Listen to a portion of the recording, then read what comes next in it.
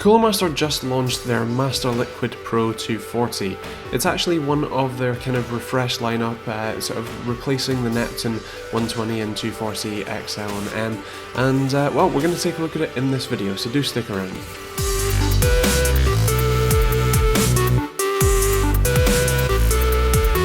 Check out TechteamGB.co.uk for more awesome news, reviews and other stuff, including more information on this product and many more. Stick around for this awesome video. So if you want to know any of the information, specific specs, feel free to pause there, but this is what the back of the box looks like, and in terms of what you get in the box, obviously you get the installation guide, the cooler itself, fans, actually really nice set of mounting hardware, which is quite cool, how it's sort of packaged, an anti-vibration mount for the fans, and a PWM fan splitter for the said included fans. Now these ones are obviously multi-blade. You also have a kind of switch on the back which allows you to change the sort of profile setting. This is obviously very much a set and forget type thing, so it's cool that it's there, but I don't necessarily see a point if you have PWM control, which you do. The actual cooler itself, as you can see, the Cooler Master are stuck with their standard tubing from the last sort of Neptune range, but the radiator design is slightly changed for a more boxy design. This one is actually slightly thinner, and as you can see by the pump, they've chosen to go with a very short cable for the actual pump, which can actually be a problem depending on where your fan header is, so do bear that in mind. And also to mention, you have a glass or a plastic top cover with the Cooler Master logo that lights up blue. But the one thing I really want to mention is this is a massive pump. It's really tall. I don't quite understand why the water has to go in the top, which doesn't flow out under that panel. It's just in an enclosed area. And if you compare it to the H100i V2, as you can see, that one, while probably as equally as wide, it's a lot skinnier and actually a lot easier to place, in my personal opinion anyway. And in terms of mounting, that is a lot easier. Also in terms of radiator size, the H100i V2 is slightly thicker, but do remember that those have the little screw stop points, whereas the Neptune, the MasterLiquid doesn't. In terms of installation, as you can see, you can enjoy me struggling to have this this process occur. Basically, you attach the fans with the 8 screws included. I used the basically the kind of anti-vibration mount, or kind of rubber seal that you can put on, and then I screwed it to what is effectively the top of the case. Now you have to attach the brackets to the pump first before you actually install it, and if you're using anything other than a socket 2011-3 board, you will have to push rather long pins through the back of the motherboard, so I would suggest mounting this outside of a case before you actually go and build the PC into the case. I'd suggest attaching this first and then putting the motherboard in and stuff like that.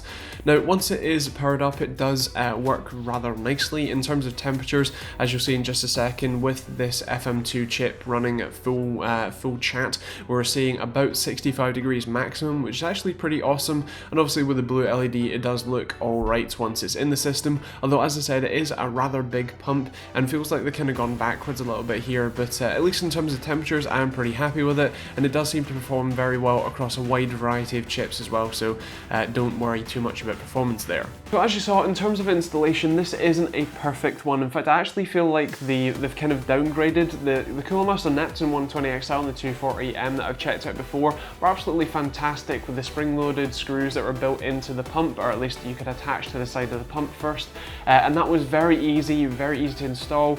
It was awesome. It was one of the best, if not the best, CPU cooler installation process I've been through, whereas this one really wasn't that great.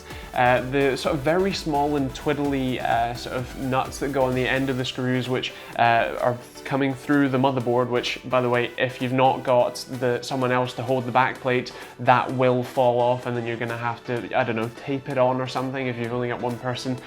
So this, for me, the installation really isn't that great.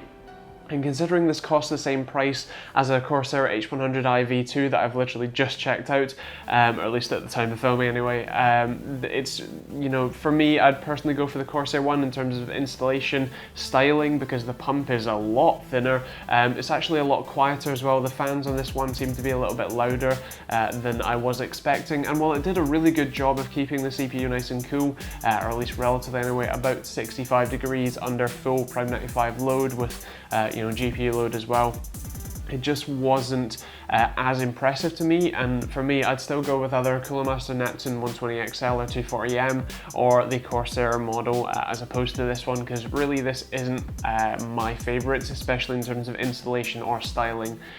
So that's kind of that there. Now in terms of scoring, I'm going to go for 4 for value for money. It's going to get a 5 for performance because it did well there, but 3 for functionality.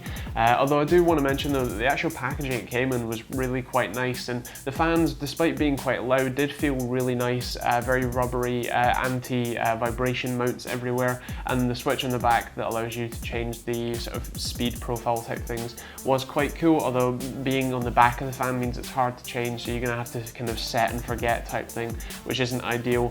But yeah, also in terms of styling, I'm going to go for a 4 because, well, it's not the ugliest thing in the world. That really big pump doesn't, you know, suit very well in the days of the Corsair H100i. So yeah, that's that. And yeah, in terms of TechteamGB score, it's going to be a 4. So I guess that's kind of it. If you've got any questions, feel free to leave them in the comments down below and I'll try and get back to you as soon as I can. If you're picking anything up on Amazon from, you know, marital aids or sheds, anything else in between or tech stuff, you can use my Amazon affiliate link. It genuinely is helping me keep these videos going, so if you could do that, that would be really awesome.